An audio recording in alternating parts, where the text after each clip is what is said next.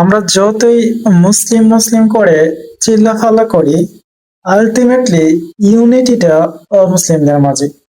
আপনি দেখেন বর্তমান পরিস্থিতি অনুসারে অমুসলিমদের মাঝে কত ইউনিটি আছে, পাশাপাশি এই মুসলিমদেরকে তারা নিয়ে গেছে। তাদের এত স্কিল এবং তাদের মধ্যে এত ইউনিটি, আর মুসলমানদের মাঝে কোনো ইউনিটি নাই। আল কোরআন আমরা মানি না, সেজন্য মূলত আমাদের এই সমস্যা।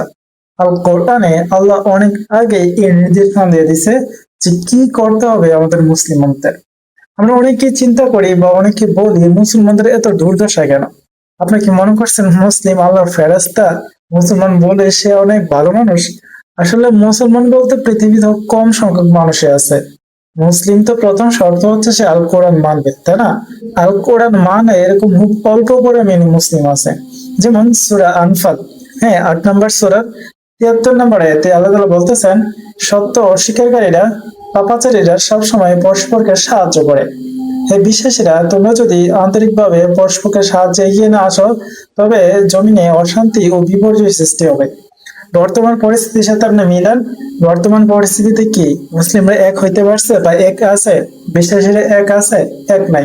বিশ্বাসীরা যেহেতু বর্তমান পরিস্থিতিতে এক নাই, আর পাপাচারীরা যেহেতু এক আছে, তারা এই সমাজে বা পৃথিবীতে দেশে দেশে বিশৃঙ্খলতা তৈরি করছে, সৃষ্টি করাইতেছে। আল্লাহ তাআলা সেটা আগে নির্দেশ দিয়ে দিচ্ছে আল কোরআনে। এখন ধরেন প্রত্যেকটা মুসলিম কান্ট্রি যারা পৃথিবীতে আছে, মুসলিম কান্ট্রি হিসাবে দাবি করে, তারা যদি আল কোরআনের এই আয়াতটুকু মানতো, তাহলে কি এই পরিস্থিতি আজকে সৃষ্টি হয়? কখনো এরকম সমস্যা হয়? হয় না, এই পরিস্থিতির সৃষ্টি হয় না। তো আমরা মুসলিম দাবি করি ঠিক আছে, কিন্তু আমরা আসলে মুসলিম না।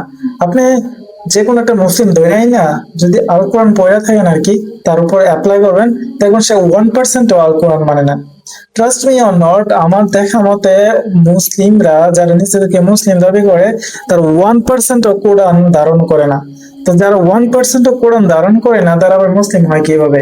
ইভেন আমরা দেখাতে ইন্টারন্যাশনাল বিভিন্ন অনলাইনের মাধ্যমে যাদেরকে দেখি, বিভিন্ন কান্ট্রির মুসলিম গুলারে বা যতটুকু আমরা শুনি, সে সাথে কম্পেয়ার করলো এই মুসলিমদের উপর যদি আমরা আল কোরআন অ্যাপ্লাই করি, 1%ও মিল হয় না। তো প্রথম কথা হচ্ছে, 1 নম্বর কথা হচ্ছে আমরা আল কোরআন পড়ি না। 2 নম্বর কথা হচ্ছে আল কোরআন পড়লো আমরা মাতৃভাষা পড়ি না। 3 নম্বর কথা হচ্ছে আল কোরআন আমরা বোঝার চেষ্টা করি না। 4 নম্বর কথা হচ্ছে আল কোরআন বাদ দিয়ে হাদিসকে আমরা ধর্মের মূল বিধান বানাই ফেলছি। সেই জন্য মূলত আমাদের এই সমস্যা, আমাদের এই মুসলমান এত নির্যাতিত। তো মুসলমান নির্যাতিত হওয়ার পিছনে মূল কারণটা হচ্ছে আমরা মূলত আল কোরআন থেকে দূরে সরে গেছি।